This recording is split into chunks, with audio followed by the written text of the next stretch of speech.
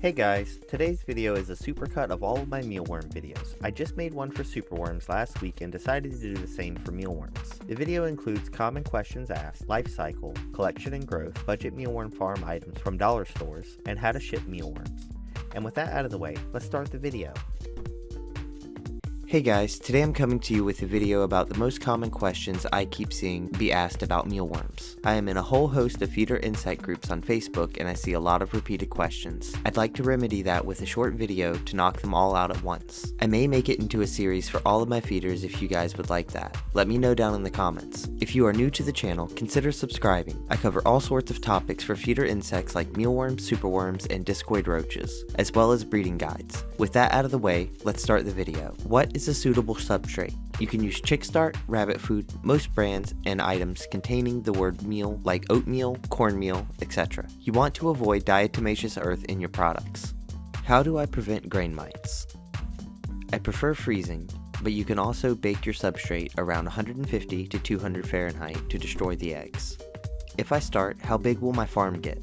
It will continually grow if you only have a few animals feeding from it. It is almost impossible to stay small when dealing with mealworms. Within a year, you can easily have multiple colonies going at once. Can I leave pupa with beetles? Short answer, yes. You will likely have more deaths, either through eggs being consumed or pupa dying due to bites, if there isn't readily available moisture via fresh food or water jellies. What should the humidity and temperature be at for my mealworms?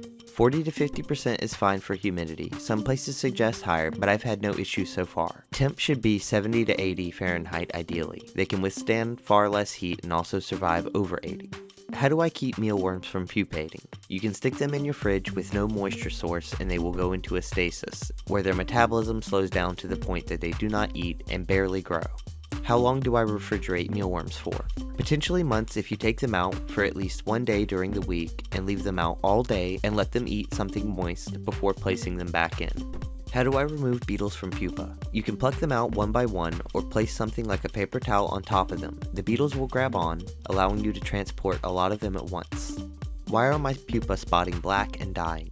They are being bit by larvae and dying due to it. How often should I clean my bins? I do a full reset once a month with all of my colonies. Many people go as long as 6 months before changing it. How often should I feed my mealworms? You can get away with once a week. It may cause them to grow a bit slower, but they will not die. I suggest feeding a few times a week. Will frass kill my mealworms? No, it will not. It has a lot of uses, so save it. How long does it take for them to grow?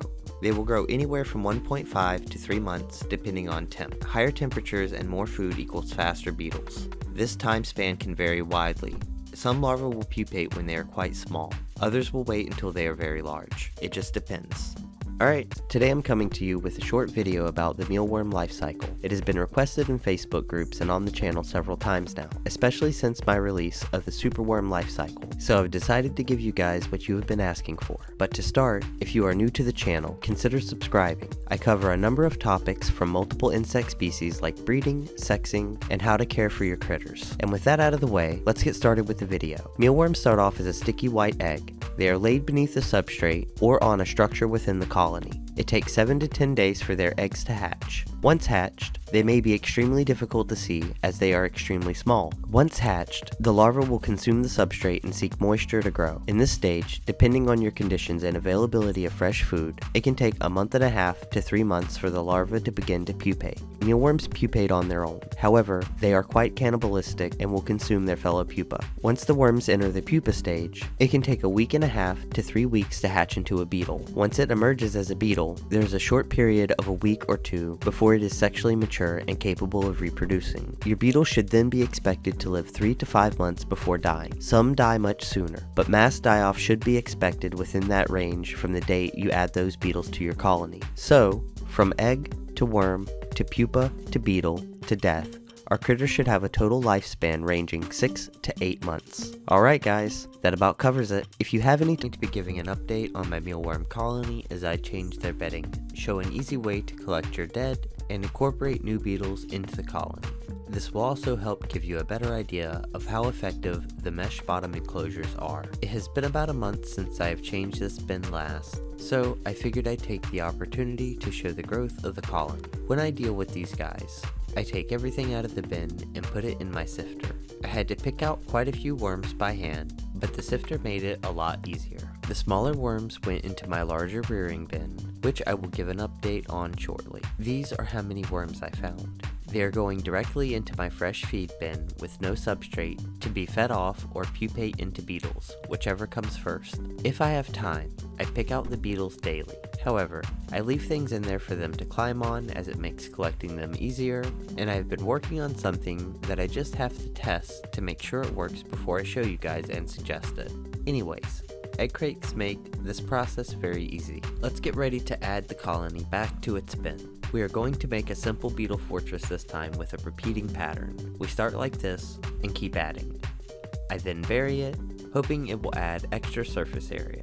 I tried to make something that would support the substrate on top of it while holding its shape. We will see if this works or not. Probably not. I added some moist food to draw the beetles away from their drop-off point. After giving the beetles some time to settle in, I noticed their dead was piled into two areas, one near where I placed them, one further in the back. I assume the ones in the back got pushed there by the swarm. But now, let's add some fresh blood to the colony and let them settle in. This is the damage after only a few days. Man, they take everything for granted, these guys. Anyways, we can see substrate already falling through the mesh bottom to emphasize how this basically works by itself. This is what fell through this colony and another small one last month. They have gotten so big.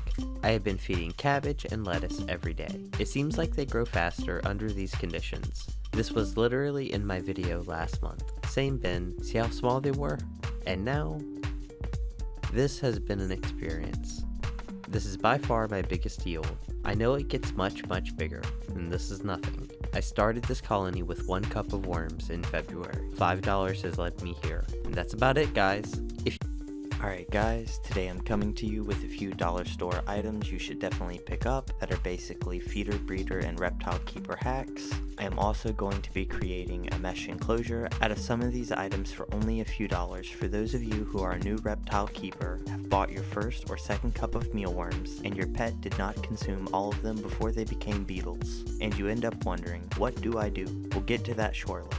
Let's start off with 2 solid items that get a lot of value or uses. Condiment cups are one. I do not normally use these for my superworms. However, as you can see, I have to manage space better and will be switching over. A lot of people suggest this, from YouTubers to people in Facebook groups. It will save on room. The second are these little dishes. They are amazing. They keep moist food off the substrate and double as a water bowl to hold water jellies. They will also hold mealworms for your reptiles. If you have a lot of them in there, they can escape. However, if you are feeding 10 to 15, they will not get away. Your reptile can see them through the clear plastic, and it will help entice them to feed. They come 12 in a pack, and you cannot beat it. You can have food and water dishes in every enclosure you have for $1. Another good item are cotton balls. If you do not have access to scrap screen or even easy liner, then cotton balls can be placed within the enclosure and the beetles will lay their eggs on them. Replace them once a week with new ones, and you can basically skip the rest of this video unless you want to see my bootleg $2 setup. 6 in total for the farm if you want to count the cup of 100 mealworms for $3.99. Now let's get to our containers.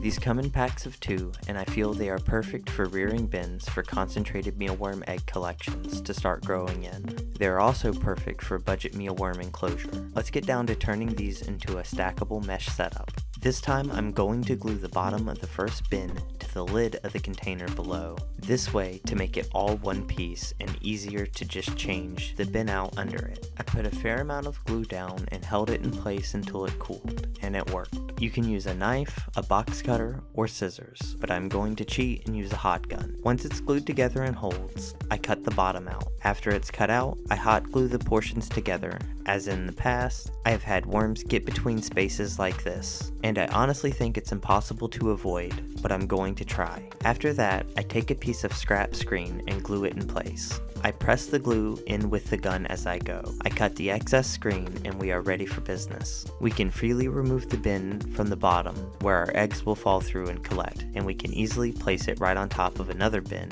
and simply place a piece of lettuce or a moisture source in the bin with the eggs and let them hatch. Change out the bottom bin once a week. This is why we bought 2 2-packs. We have 3 rearing bins and 1 colony bin. Now that we have that complete, let's say you are a completely new owner of a lovely leopard gecko like Albedo here. I love you. And your pet does not eat all of them, and you end up with 20 or 30 beetles. You can do this to get yourself by and end up with a few cups worth of mealworms. It isn't perfect by any means or ideal, but it gives you the full benefits of a 3-tier mesh setup, just not all together in one piece and a lot cheaper. You probably already have something like this in your home, so you may not have to spend anything at all. Old butter containers will work. Anything like this, and you can do the exact same thing with it. I just want to show how easy it is to get started. Just throw the brand they came in with it, or use some oats. I suggest grinding it up to make your life easier later on, but that part is up to you. I placed some of the food bowls I bought, which do not fit perfectly in, but since they sit at an angle, I'm sure the beetles will use them as additional hides. Again, this is not a perfect setup by any means. However, the total cost to make it was $2 and some scrap around the house. That was too small to use even for my smallest enclosures. It will get you by if you happen to get beetles and do not know what to do with them and do not want to spend much on the experiment to see if you like doing it. It will let you try out breeding them without much investment or space requirements. Just put them in a dark, warm place and let them go. And that's it, guys. Hey guys, today I wanted to talk about how to package and ship mealworms, superworms, and discoid roaches. It is a topic that I see asked a lot, so I will be covering it today. If you are new to the channel, consider subscribing. I cover a variety of topics about mealworms, superworms, discoid roaches, and isopods, from caring for your critters to breeding them. And with that out of the way, let's start the video. Alright, let's start off gathering up our critters. You can either count them by hand or count them by weight. Video linked above on how to count by weight. Once we figure out how much has been ordered, let's say 500 mealworms, we can begin. First, take your worms and either cup them or place them in a cloth breathable bag. These bags are what are typically used for shipping discoid roaches, superworms, and mealworms. You can find them on Amazon and many other retailers. Next, let's find a suitable box. If you are only sending out critters, you can use quite a small one. Just be sure to add some paper padding and support. Make your label, make sure the temperature is suitable for the survival of your critters, add a few holes for air circulation, and you're done. Now, if we are sending out a whole colony with an enclosure, I do things a little different than what I just said. I personally use a 3-partition Tupperware container to sort out the colony and keep things separate for my customer. We will be using a mealworm colony as an example. First, let's collect our beetles. I place these guys in the largest partition. Next, let's harvest some eggs so the colony has some production right off the bat. I place these in the smallest partition. I just give a generous amount and call it a day. Now to the mealworms. Let's collect these guys up real fast and place them in a compartment. Note that if you are sending pupa, you should add either another cup or a Tupperware set with 4 partitions, or really anything you feel like using, as long as it keeps the pupa separate. I have sent pupa in with beetles before, and so far I have not had an issue. However, I don't exactly suggest it. I place lettuce or a carrot in the partition to give them a moisture source and help protect the pupa, if I did not include them in a separate container. My first few send-offs were without them separate. However, now, I keep everything separate the entire time. Now let's get to boxing everything up. If I am sending out this colony, I use USPS flat rate boxes as they fit it perfectly and provide the cheapest shipping at the most affordable rate I can provide. FedEx and other shipping methods are viable, it just depends on where you live and what is near you. Now, we place the container with our critters inside the colony itself, along with some paper to help keep things from moving inside. Let's move on to the extras that I send. First off is a water bowl. I send one of these little condiment dishes out with water jellies I include. It's what I personally use to hydrate my colonies, and I figure it's a nice addition. I also include a ½ pound of substrate so the receiver does not have to purchase anything separate. Place all of this into the bottom partition of the enclosure, and that is it. I seal everything up, place some holes, and they are ready to be shipped. It is as easy as that, guys. This is how I ship my critters. If you like this video and have it in your critter loving heart, give me a like, a subscribe, and hit the bell icon for more videos like this. And as always, from the Gizzards and I, have a wonderful day.